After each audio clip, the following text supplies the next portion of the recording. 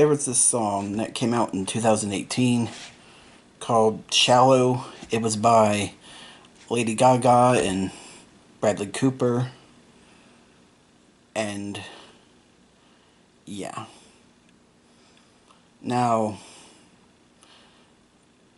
during that time, I couldn't escape the song at all. There was nowhere I could go where I wouldn't hear this song. It was everywhere. Turn on the radio, there it was. Try switching stations, there it was again. Almost every station.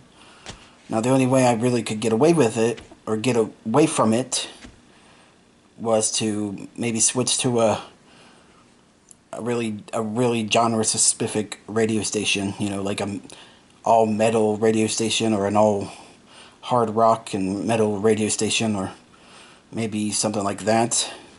But otherwise, it was almost on every radio station, and I couldn't get away from it anywhere else either.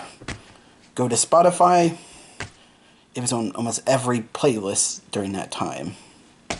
Go to YouTube, it was constantly in the suggested videos on the side, or it was constantly being recommended to me by YouTube itself, you know, in the homepage thing. I couldn't escape it.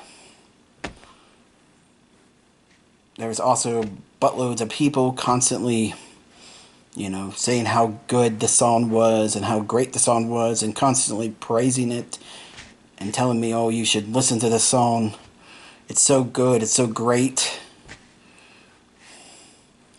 And honestly, when I listened to the song, it wasn't that good. It wasn't that great.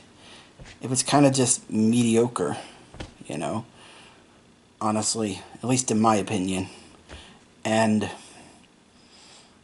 yeah, Lady Gaga has much better songs than that one, in my opinion.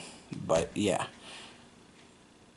regardless, anyways, there was one thing I didn't mention about this song, that it originally comes from a movie called A Star Is Born, you know. And this movie has, of course, Lady Gaga and Bradley Cooper in it, and, you know, it's one of those undiscovered talent type of movies, you know, that old trope that's been done to death. But yeah, that's basically the whole premise of the movie. Yeah. And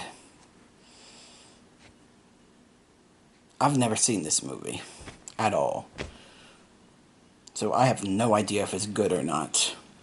And I'll probably never know if it's good or not because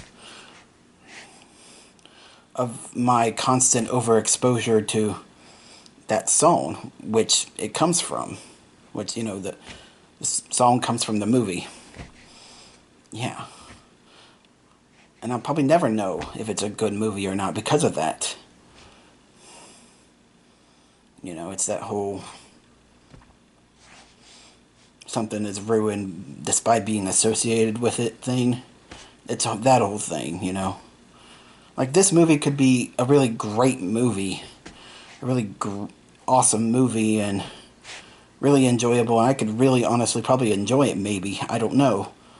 But I'll never know because this song has ruined it for me. And my overexposure to that song has ruined any possible future viewing of this movie or enjoyment of this movie. I'll never know if this movie's good, and it's all thanks to this song and my overexposure to this song. And yeah, it's just honestly, it kind of sucks in a way. But yeah, I don't know. I don't know if I'm actually missing anything or not by not wanting to watch this movie because of that song and my overexposure to that song.